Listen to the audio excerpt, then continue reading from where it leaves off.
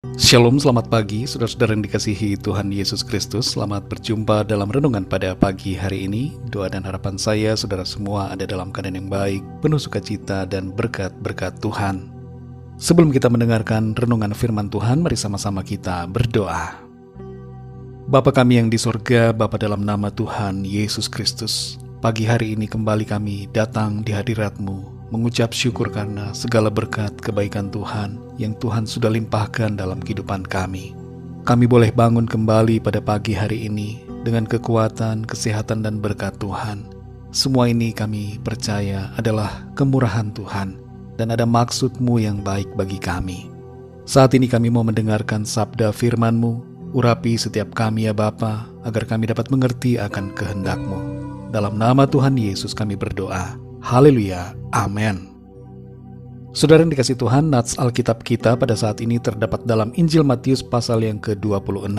Saudara dapat membacanya secara pribadi setelah mendengarkan renungan ini. Saya akan membacakan Matius 26 ayat 1-5. Tertulis demikian. Setelah Yesus selesai dengan segala pengajarannya itu, berkatalah ia kepada murid-muridnya, "Kamu tahu bahwa 2 hari lagi akan dirayakan Paskah, maka Anak Manusia akan diserahkan untuk disalibkan. Pada waktu itu berkumpullah imam-imam kepala dan tua-tua bangsa Yahudi di istana imam besar yang bernama Kayafas, dan mereka merundingkan suatu rencana untuk menangkap Yesus dengan tipu muslihat dan untuk membunuh Dia. Tetapi mereka berkata, jangan pada waktu perayaan, supaya jangan timbul keributan di antara rakyat." Saudara yang dikasih Tuhan, salah satu hal penting yang kita dapat pahami dalam sepanjang perjalanan Tuhan Yesus menuju ke salib adalah bahwa Ia tahu akan semua yang akan terjadi, dan bahwa memang untuk itulah Ia datang ke dunia ini. Penyaliban Tuhan Yesus bukanlah suatu kegagalan dari rencana Allah.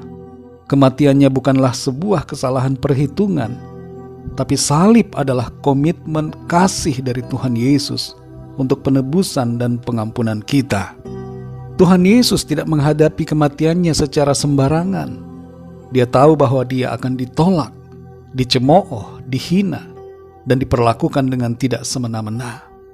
Dia tahu bahwa Dia akan ditinggalkan oleh orang-orang yang paling dekat dengannya. Dia tahu bahwa Dia akan menghadapi tindakan tidak manusiawi dari orang-orang yang ada pada waktu itu secara sendirian. Namun Ia tidak menghindari semuanya itu, meskipun Ia dapat melakukannya. Tapi Ia melangkah menuju ke sana. Langkahnya menuju kepada salib dengan kerelaannya dan karena cintanya yang begitu besar kepada kita. Ia memberikan hidupnya buat kita. Tidak ada yang mengambil hidupnya itu daripadanya. Dalam Yohanes 10 ayat 18 bagian A tertulis, "Tidak seorang pun yang mengambilnya daripadaku, melainkan aku memberikannya menurut kehendakku sendiri." Tubuhnya dan darahnya menjadi korban tebusan dan membawa kita ke dalam suatu perjanjian baru, yaitu perjanjian kasih karunia yang dimeteraikan oleh darahnya. Dalam ayat 3-5 kita membaca bagaimana para penentang Tuhan Yesus, yaitu orang-orang yang terpandang, para tokoh agama yang seharusnya bertindak adil dan benar, justru membuat rencana untuk menyingkirkannya. Mereka ingin penyaliban itu terjadi sebelum perayaan Paskah, yang jatuh persis pada hari Sabat pada waktu itu. Begitu menyedihkan, saudara, bahwa orang-orang yang punya kekuasaan secara agama ini membuat suatu rencana yang demikian jahatnya. Dalam kemahatauannya, Allah mengerti apa yang akan terjadi di depan. Tapi itu tidak membuat orang-orang yang terlibat di dalam penyalibannya menjadi pahlawan. Setiap orang yang terlibat dalam rencana jahat ini bukanlah pahlawan. Saudara yang dikasih Tuhan, apa yang kita dapatkan dari firman Tuhan hari ini adalah tentang kerelaan untuk menjalani hidup sesuai dengan rencana Allah. Kita dilahirkan dan ada di dunia ini bukan untuk sekedar bersenang-senang, menikmati kehidupan yang nyaman, tapi kita ada di sini dengan suatu tujuan untuk melaksanakan kehendak Allah dalam hidup kita. Sebagaimana Tuhan Yesus yang berkomitmen pada rencananya saat Ia menjadi manusia, demikianlah kita hendaknya menjalani hidup ini dengan sebuah komitmen untuk menggenapi rencananya atas kita. Mari saudara yang dikasihi Tuhan, hiduplah dalam tujuan Allah, bukan tujuan kita secara pribadi.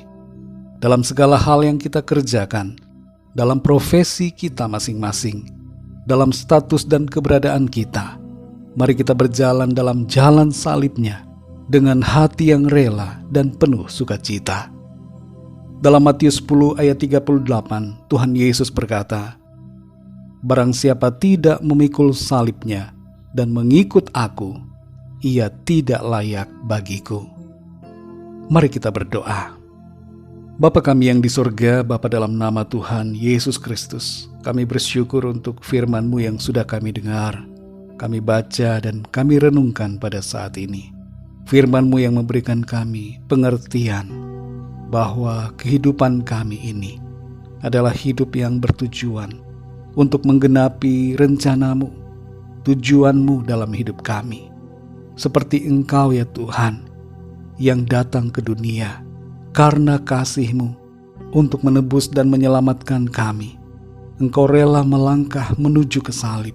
Demikianlah ya Tuhan, kami mengerti bahwa kami juga hendaknya melangkah dalam tujuan-Mu bagi kami. Kami mau pikul salib.